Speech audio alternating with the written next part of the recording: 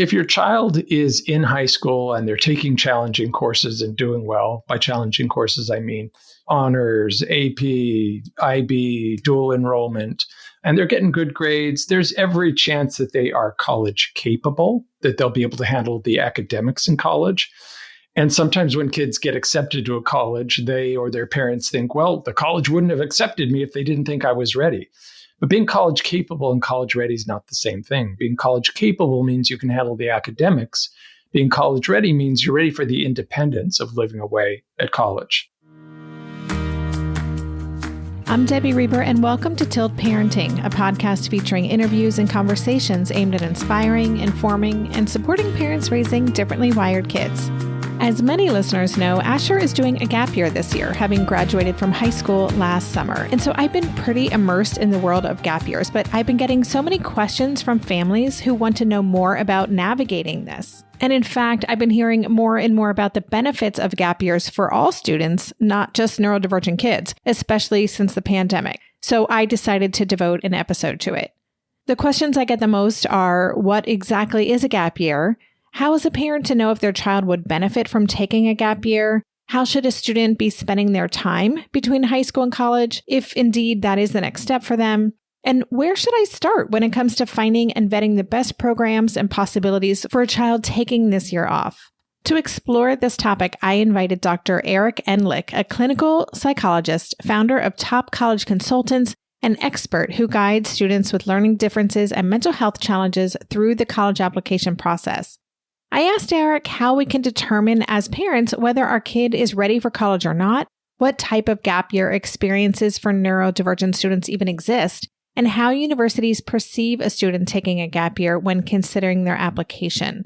We also talked about how to find the right program for your student and how to do some vetting to make sure it's the right fit. So before we move on to the conversation, here's a little bit more about my guest. Dr. Eric Endlich has served on the Learning Differences, Neurodiversity, and DEI committees of the Independent Educational Consultants Association and was honored by IECA with the Making a Difference Award for contributions such as a database of neurodiversity-friendly colleges. He co-teaches a course called Working with Students with Learning Differences and co-manages a 16,000-member Facebook group for parents of college-bound neurodivergent students. I am in that group, and it is a great resource. As you'll hear from this episode, Eric has a wealth of knowledge about ways to navigate the sometimes lengthy and often unique runway for neurodivergent students. I hope you enjoy this conversation.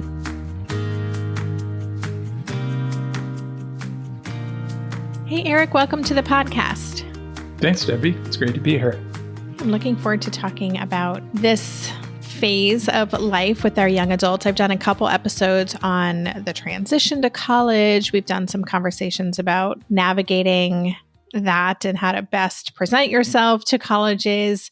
And we've talked about alternative paths, but we haven't really talked about gap years, gap programs. So I'm really excited to share this also personally. This is what I've spent the past year and a half of my life focusing on. But before we get into that, I know you do a lot of work in the space of supporting the transition to college and helping students. So can you tell us a little bit more about the work that you do in the world? Sure. Yeah. My background is as a clinical psychologist, and I worked in the mental health field for a long time. Really enjoyed working with teens all that time. And then I discovered educational consulting, really fell in love with it, and transitioned to doing this full time. So I work with teens, primarily neurodivergent teens who have learning differences or mental health challenges on the whole transition to college process. So figuring out if they're college ready, figuring out where's a good place for them to apply, helping them get the applications done, write the essays, as well as kind of choosing summer programs, gap year programs, high school courses, all that good stuff. And sometimes we stay in touch after they've started college to make sure the transition works well too. But a lot of it is about being kind of college ready and making sure that they choose a good option for themselves. That's great. I just want to share with you and also with listeners, it was Sam Young of Young Scholars Academy who connected us. I love Sam's framework in supporting neurodivergent students as well. So that's why I knew I wanted to be in touch and learn more about your work. Yeah, Sam's great. And I love working with neurodivergent students in general, but especially twice exceptional students, which is Sam's gig too.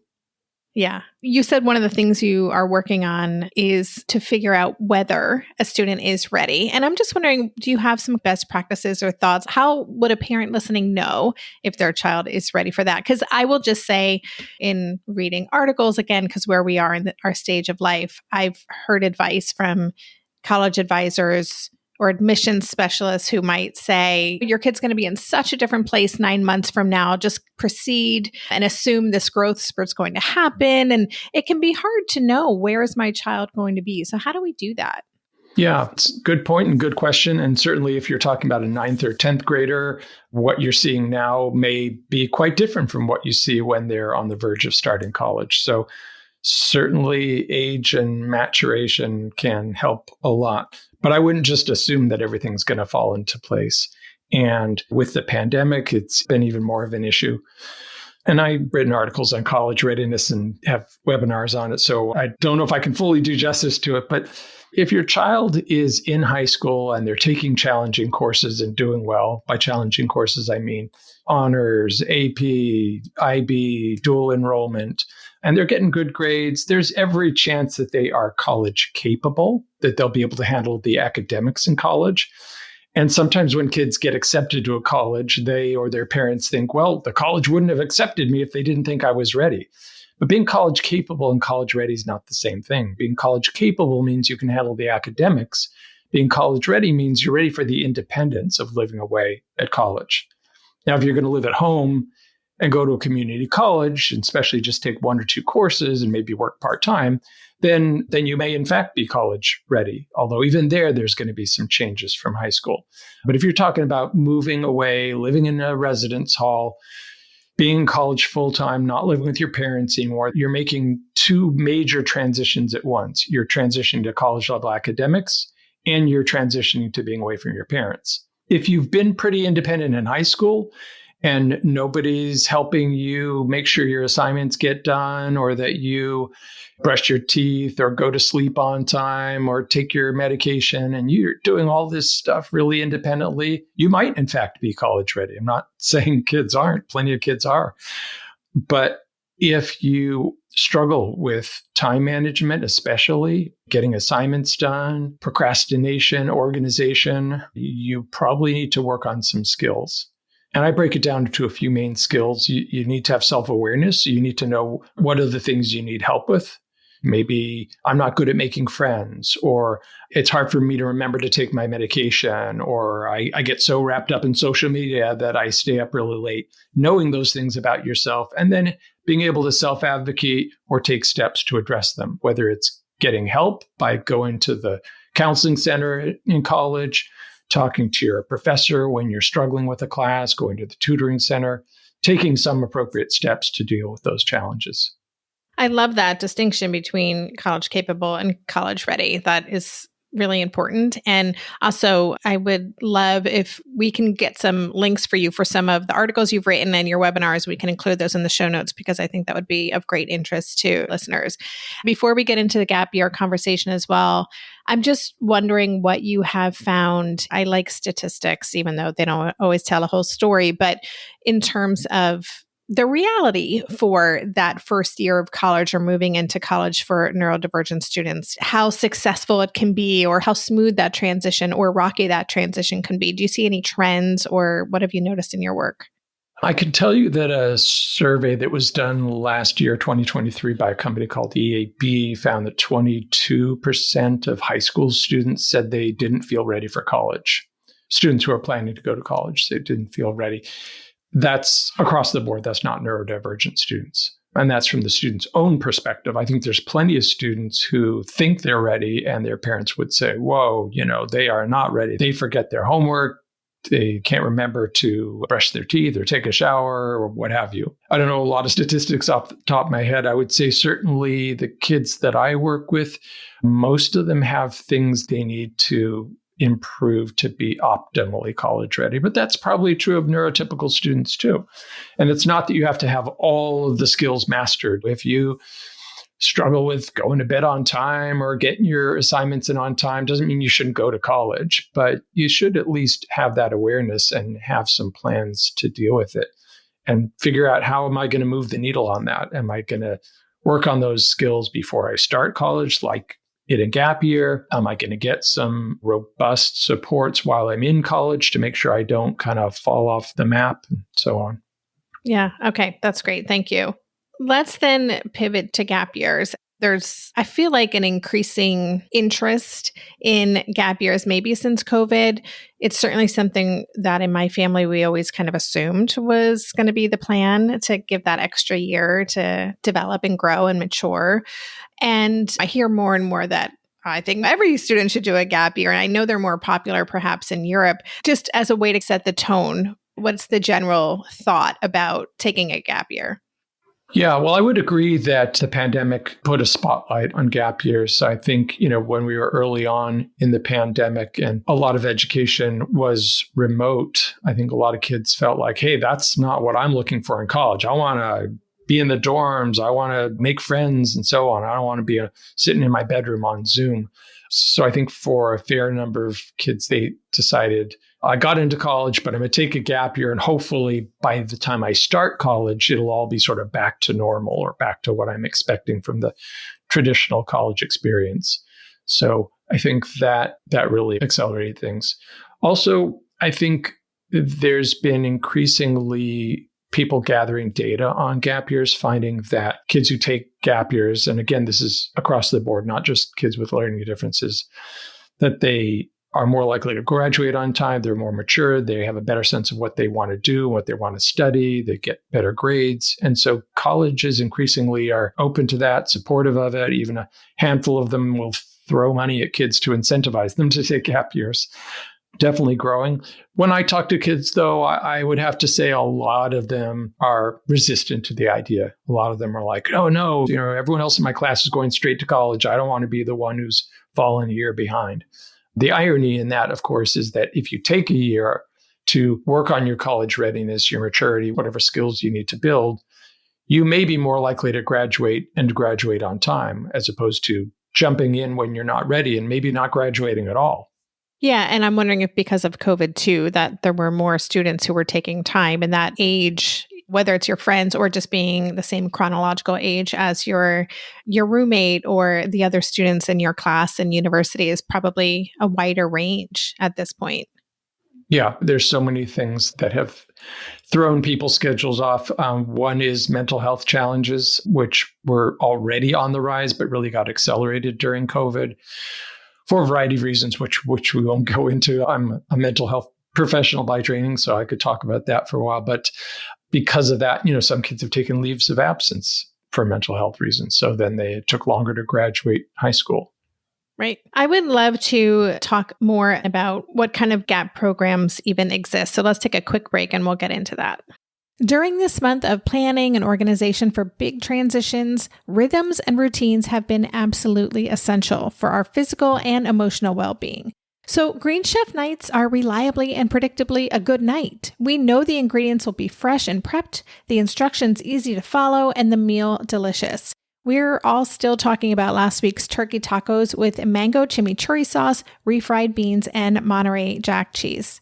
Green Chef contributes to a healthy lifestyle with easy and delicious menus like fresh seasonal salads and grain bowls. And with over 80 weekly meal and market options, plus rotating options to suit a variety of lifestyles, whether Mediterranean, plant-based, calorie-smart, keto, protein-packed, gluten-free, there are always plenty of options to choose from. Whatever you select, you'll get farm-fresh ingredients, organic whole fruits and veggies, and premium proteins, all delivered straight to your door. I love those 4 words, straight to my door.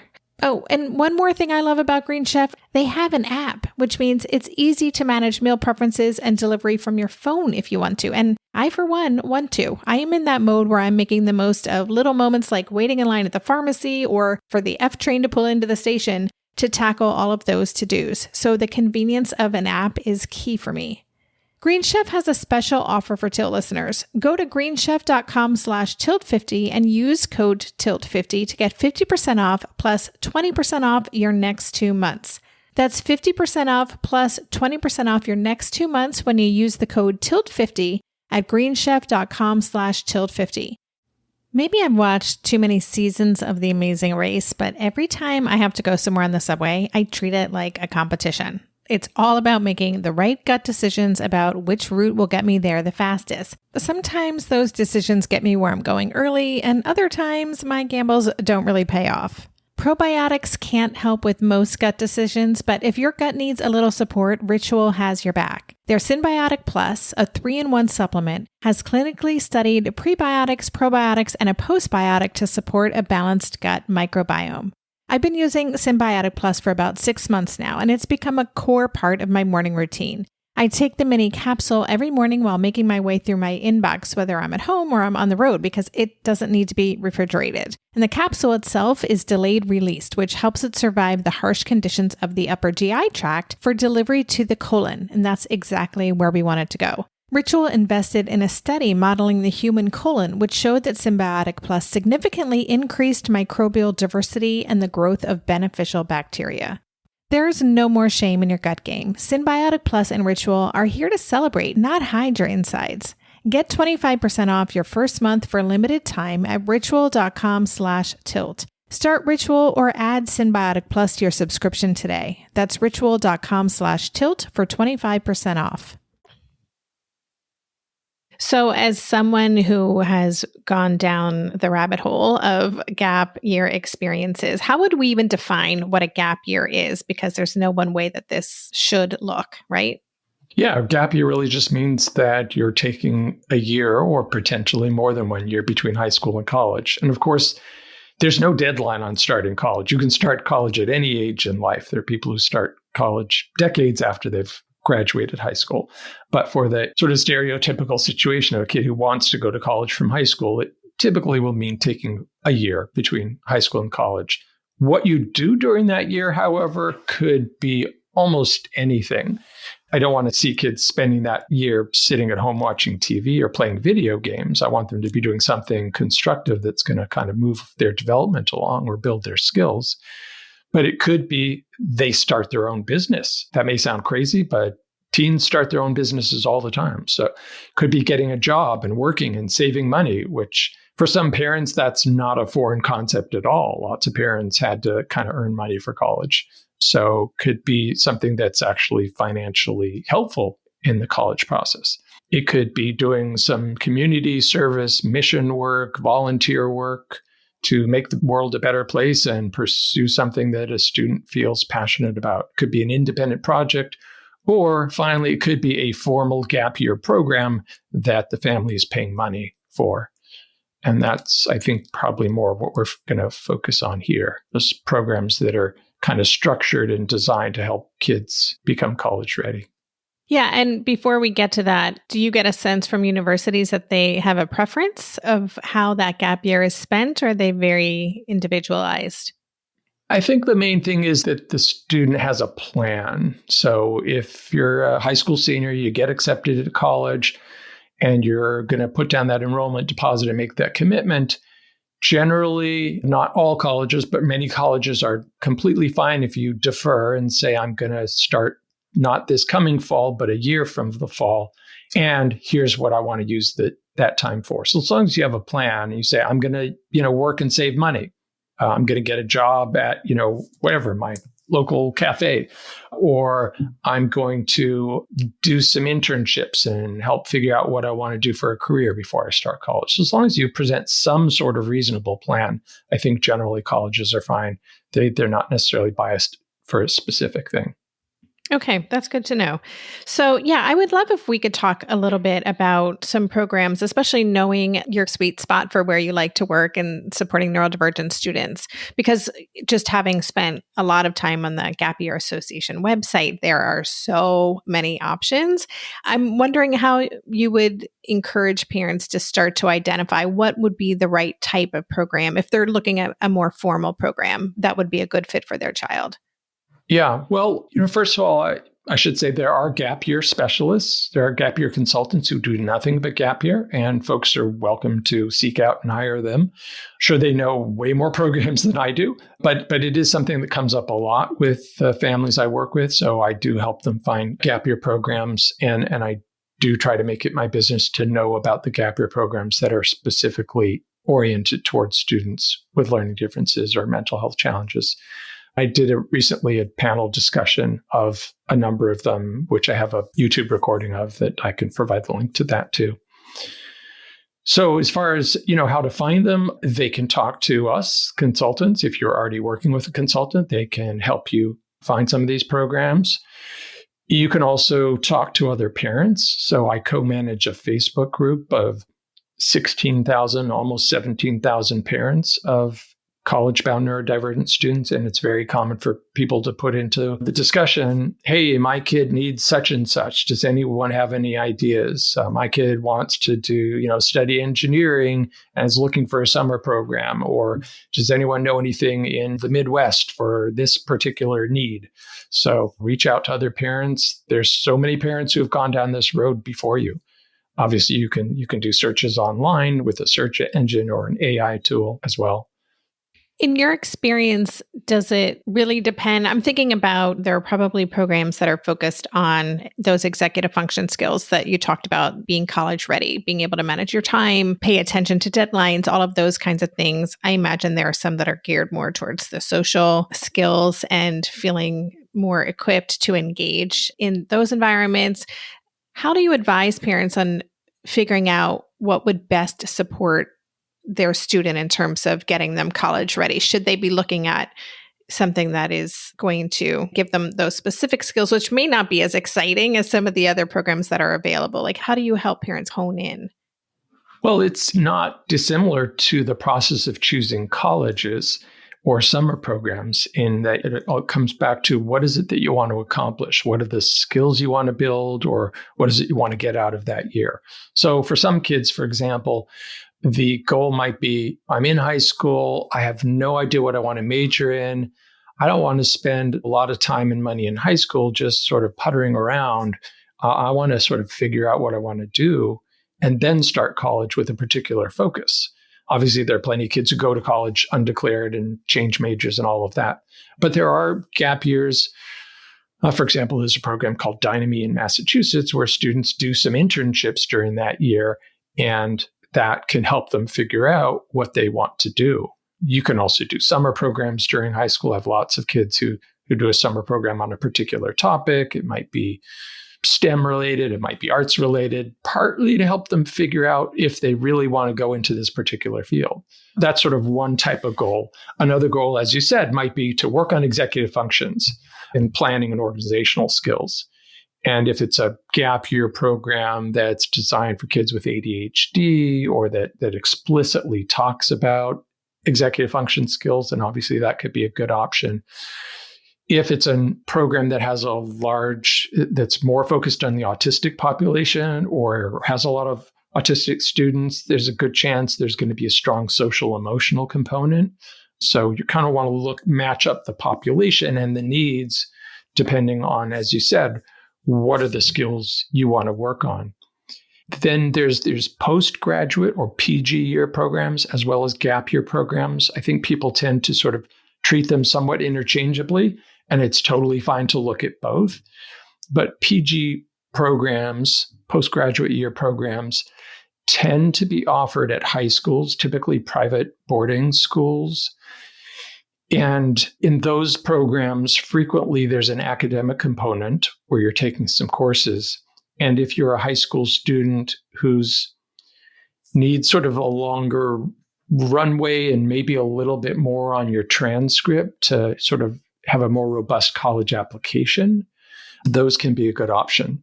So most of the time, this is a question that comes up a lot. When should we, apply to college if I'm going to take a gap year? Do I apply in 12th grade and defer? Or do I do the gap year and then apply to college? And like everything else in this field, it depends. So if you're a senior and you have a pretty good, one family called it a portfolio, if you can mount a reasonably good application based on your transcript and your activities and whatnot, go ahead and apply and defer. And if you get into college and you're happy with your outcomes, it's a real win-win. You go off to your gap year and you don't have to think about college applications. You can just focus on that gap year. Worst case scenario, if you go off on that gap year, let's say you're doing some internships or some work, and then you decide, you know what, I got into this college for engineering and I changed my mind. I decided I want to be a writer and I want to go study creative writing in college. you can still go and apply again the next year. You're not absolutely locked into it. But for students who are not quite there, who they're for various reasons might have sort of, I hate to say, a weaker application, doing that PG year program, getting more stuff on their transcript, getting some good recommendations, maybe some more activities, they might want to wait and apply a year after senior year because they'll have more to talk about. Or let's say if they've started a business, they could write some really good essays about what they did during that year. And same question as before, in terms of how colleges perceive a student taking a gap year. Is there any difference in how they look at, other than the application might be more robust if it's done during or after a gap year, but is there any downside to applying after graduation from high school from the college perspective? No, not from the college perspective. And if anything, I would say they respect a student for taking more time to mature and doing something responsible, figuring out what they want to do, starting business, doing volunteer work. I think they respect all of this. I think that's all a plus. And I should also mention 1 more year is also 1 more year of brain development. We touched on executive function skills. The part of your brain that is responsible for executive function, the frontal lobes, continues to develop. I won't go into the neurobiology, but that continues to develop into your mid to late 20s. There's a reason why car rental companies don't rent to younger drivers, because your judgment and your executive functioning is still developing. So that's just from an executive functioning standpoint, 1 more year of brain development is a good thing. Back to your question about applying in senior year versus a year later. I think from the student or the family standpoint, it's just generally more convenient to apply while you're still in high school. You can walk into your teacher's office and say, hey, can you write a reference for me? And sit down and have that conversation with them. If it's a year later, now it's been, they've been working with other students. Hopefully they still remember you, but the memories aren't going to be quite as fresh. You have to log in and access things, you got to request transcripts. There's all this communication with your teachers, with your counselor. I think it's just less convenient, especially if you don't have as easy access to your school platform, counselors, teachers, transcripts. It's completely doable. Students do it all the time, but I think it's just more seamless when you're doing it along with everyone else in your class. Yeah, we did the second option because of just stress and anxiety of senior year alone. We're like, let's just take this off the plate and we'll deal with it next year. So that's where we are right now. Yeah. And of course, if a student's overwhelmed, if they're in 12th grade and they're having a mental health crisis, or they're barely keeping their head above water academically, emotionally, don't put more on their plate.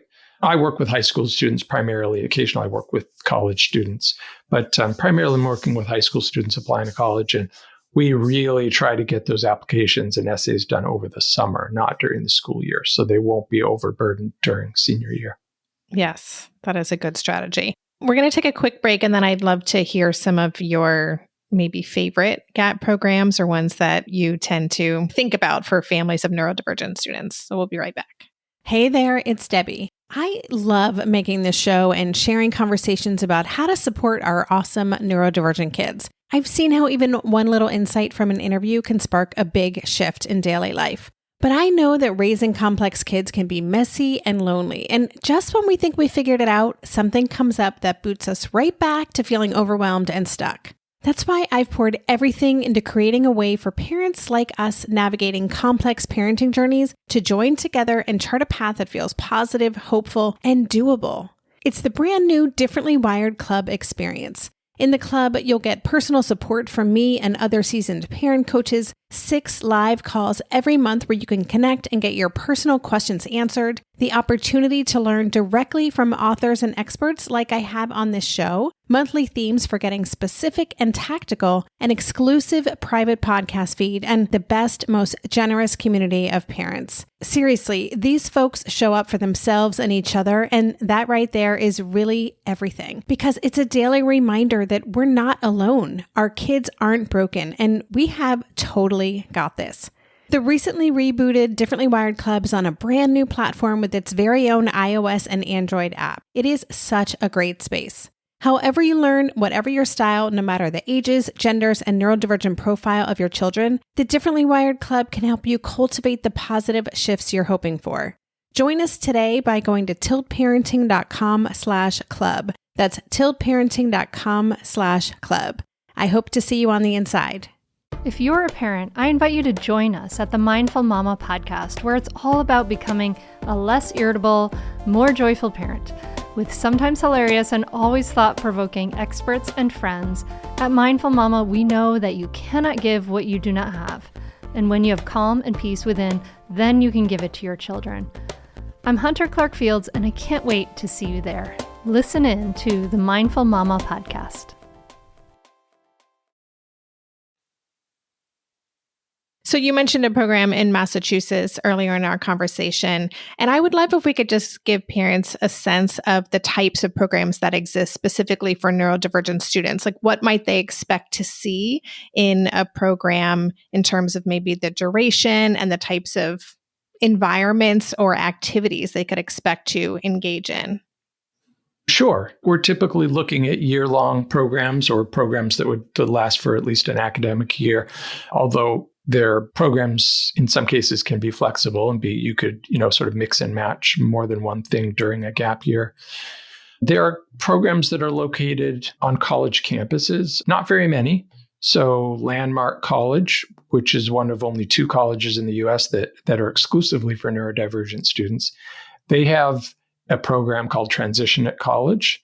The nice thing about doing a program at a college is you're already starting to kind of get that feel of a college, being on a college campus, living in the residence hall, and so on. And they are certainly familiar with and comfortable with autistic students as well as students with other diagnoses. Another program located on a college campus is a program at Mitchell College in Connecticut called Thames. That's been around for a long time. And again, it gives students the opportunity to have that kind of college-like experience. And in both cases, they're taking maybe 1 or 2 courses, not a full college load. So it's sort of a slow on-ramp into college. Then there's programs located, as I said, there's postgraduate programs located at high schools. There's Middlebridge School is a private high school in Rhode Island that specializes in neurodivergent students. They have a PG year. Franklin Academy in Connecticut, another private school for neurodivergent students, has a PG year. There are also non-residential programs. So those examples so far are all programs where the student would live at the program. There's another program called Winston Transitions. They have a location in New York and San Francisco. Those are non-residential programs. So you would sort of need to live in the area and go to the program during the day. But that typically is going to make the program less expensive, but also less immersive. So just kind of depends on what you're looking for. There's also a program called SOAR, which is more of an LD or ADHD program. So for students who have an ADHD diagnosis, mostly want to work on executive functioning, that can be a good option. Those are a few examples. Yeah, the SOAR program was one we looked at because my child did a summer camp through SOAR years ago. And it's more of an adventure program, just to give listeners a sense too, that is one where you're traveling around and you're really doing outdoor adventure things while building these other skills. So it wasn't the right fit for us, but an interesting option for families who have a kid who really likes that kind of experiential thing. Exactly. I want to be familiar and help families be familiar with the range of options so that they understand a gap year isn't just one thing. It could be that sort of adventure type program. There are many, many gap year programs that have a travel component or an adventure component that aren't specifically for neurodivergent students. And just because you're neurodivergent doesn't mean you have to go to a program that's exclusively for neurodivergent students. But again, depends on what you want to work on. If you just want that year to kind of explore the world and do some cool things and take a break from school because you've already been in school for, 12 or 13 years before you do another 4 years, then you could do a gap year that's more sort of fun, so to speak. Still building some skills, but maybe not as academic or not as focused on skill building as the college readiness type programs we've been talking about. Right. And I'll just say, I think for a lot of us, I know when I was looking, I was pulled to things that I wish I had done as a gap year. And I always had to remember, oh, this isn't for me. This is not my gap year. This is my child's gap year. It has very different needs and a way of navigating the world. I want to spend a moment just talking about mental health challenges as well, which might be separate from the neurodivergence, often co-occurs with our neurodivergent students. Are there any special considerations or things you would want parents who are looking for more of a therapeutic program for a gap semester or a gap year that we should keep in mind? So none of the programs I mentioned are therapeutic per se, although certainly a ton of these students do have mental health challenges, and they may have mental health staff or support students in getting mental health. I think there might be sort of a small mental health component to some of them, but if that's the main focus, then you would be looking for more of a therapeutic program. There are therapeutic consultants that really specialize in this area. So that's a bit outside my expertise, even though I'm a mental health professional by training. There's programs like The Dorm, which is in New York City and Washington, D.C., which is more explicitly therapeutic. The therapeutic programs tend to be even more expensive, but they're explicitly therapeutic. Depends on what you're looking for. If you just need a safe place and you want to continue seeing your therapist, you could probably do that at any program. If you want a program that is primarily focused on helping you build, emotional regulation skills and so on, that's something different. There's a program called Semester Off in Massachusetts. It's just what it sounds like. It was for sort of students who had to take a break from college, typically for mental health reasons. It was started by a psychiatrist. It is not a residential program, so you would need to live in the greater Boston area or have a way to have housing there.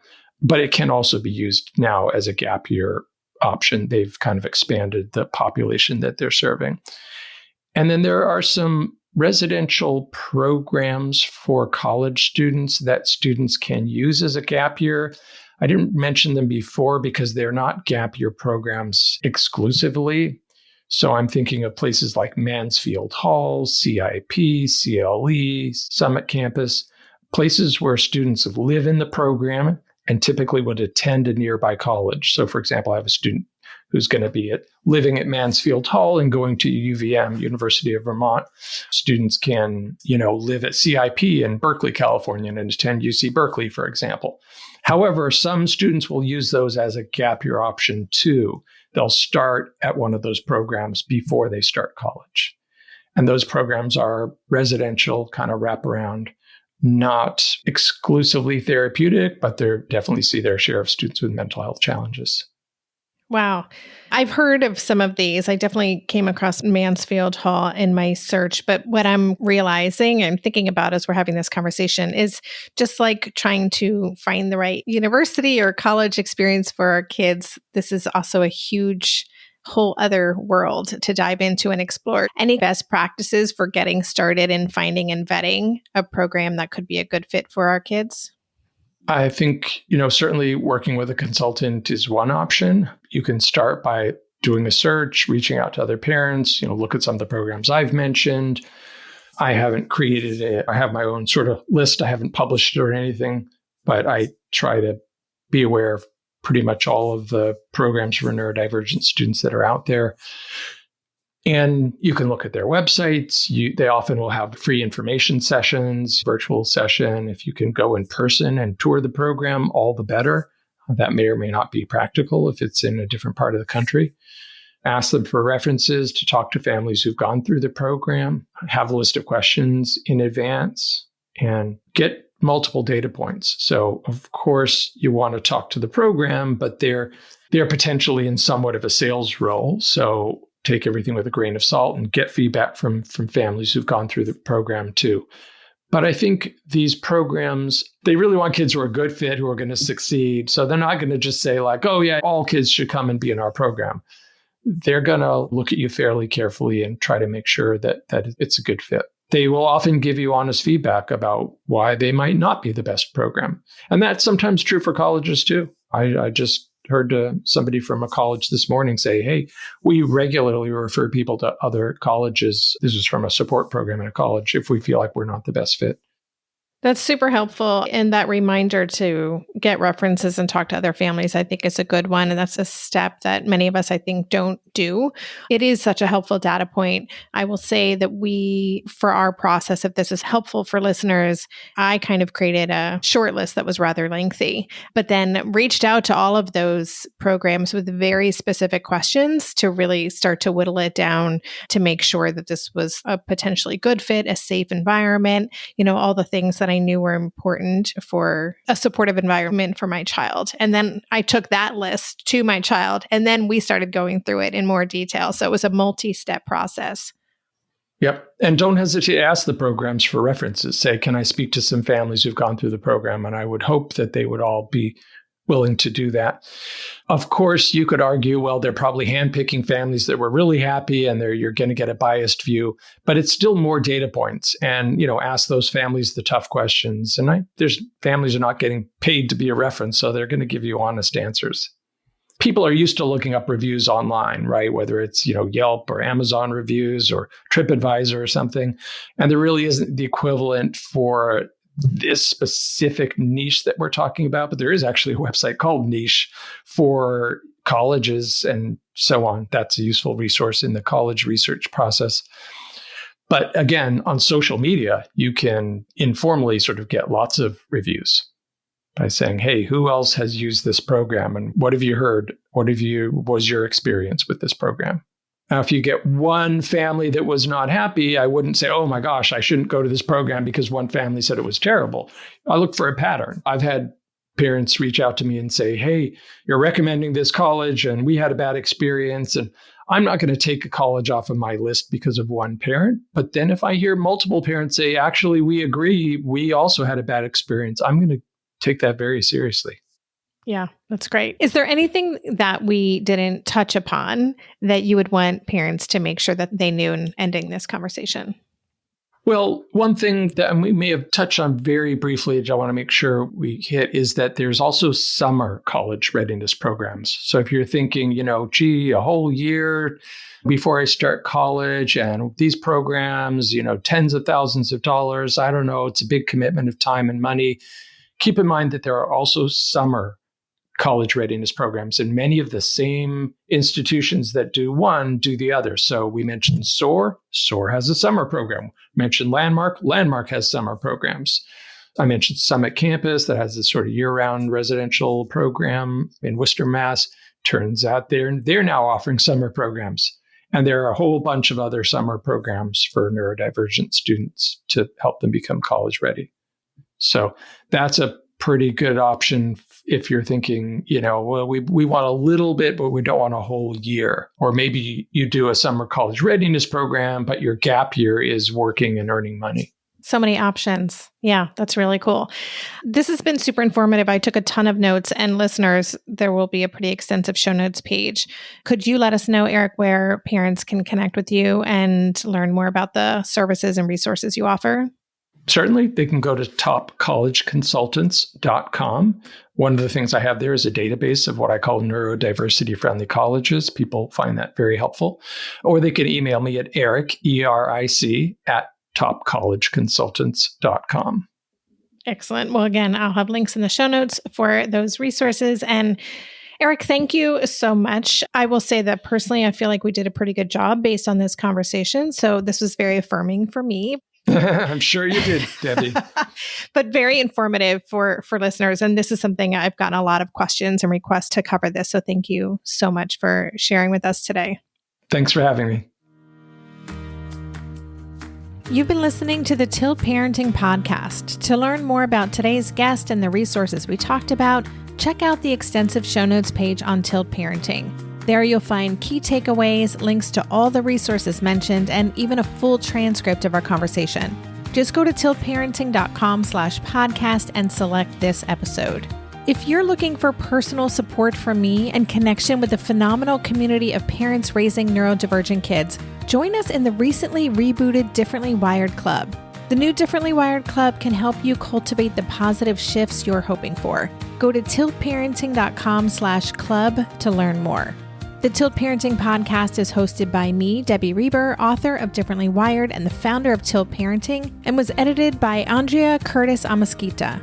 To support this show, please join my Patreon campaign where you can set up a small monthly contribution. Just go to patreon.com/tiltparenting to learn more.